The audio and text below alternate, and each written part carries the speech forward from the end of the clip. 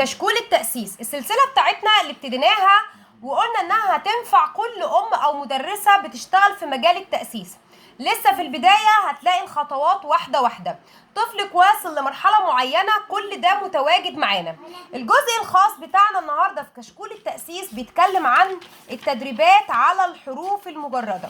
التدريبات على الحروف المجردة هي حاجة مهمة قوي، انا مش هقدر كل يوم ادي عواميد عواميد عواميد، يلا الحرف اللي بعده عواميد عواميد.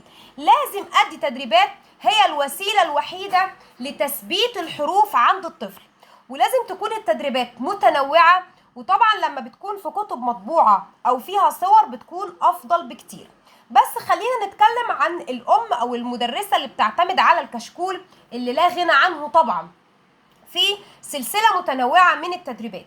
انا عندي هنا مثلا التدريب بتاع اكمل والدودة، دي حاجة متعارف عليها جدا، وانا دايما بخلي الدودة فاضية علشان حسب طفلك ما هو واقف للحروف، لسه واخد 5 حروف بس، قرب يخلص الحروف في نصها في اخرها في ربعها، حسب ما حضرتك عايزة تأكدي على جزء معين من الحروف. ده بيتلخبط في اواخر الحروف، يبقى احط هنا مثلا حرف الغين واقول له كمل. ده لسه في البداية خالص، يبقى احط حرف الالف. ده لسه في منتصف الحروف والحروف اللي اخوات فيها مشاكل، حط الدودة للجزئية اللي عايزين نأكد عليها. اكتب الحرف التالي من المسائل او الاسئلة اللي بعتبرها شكلية شوية، لان معرفة الطفل للحروف الابجدية ترتيبها هو مش مطالب بالطفل، لكن هو سؤال بنحطه عشان نثبت الحروف مش اكتر.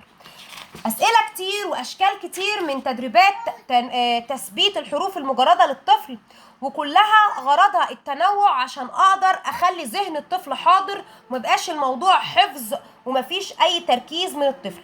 اختر الحرف التالي شكل مختلف للحرف التالي. الحرف التالي من الأسئلة حرف الزال، اللي بيجي بعده بنجيب إجابات متشابهة عشان أتأكد إن الطفل مركز، وهنا شكل جديد من الأسئلة. عندي برضو الصل من التدريبات الجميلة قوي، اللي الطفل كده كده خد جزء كبير قوي قوي من الصل في تنمية المهارات، فلما اجي ادخله له في الحروف المجردة هيبقى الامور بالنسبة له لطيفة، والحرف المتشابه والدنيا قريبة قوي بتبقى حاجة جميلة، ويمسك القلم ويوصل.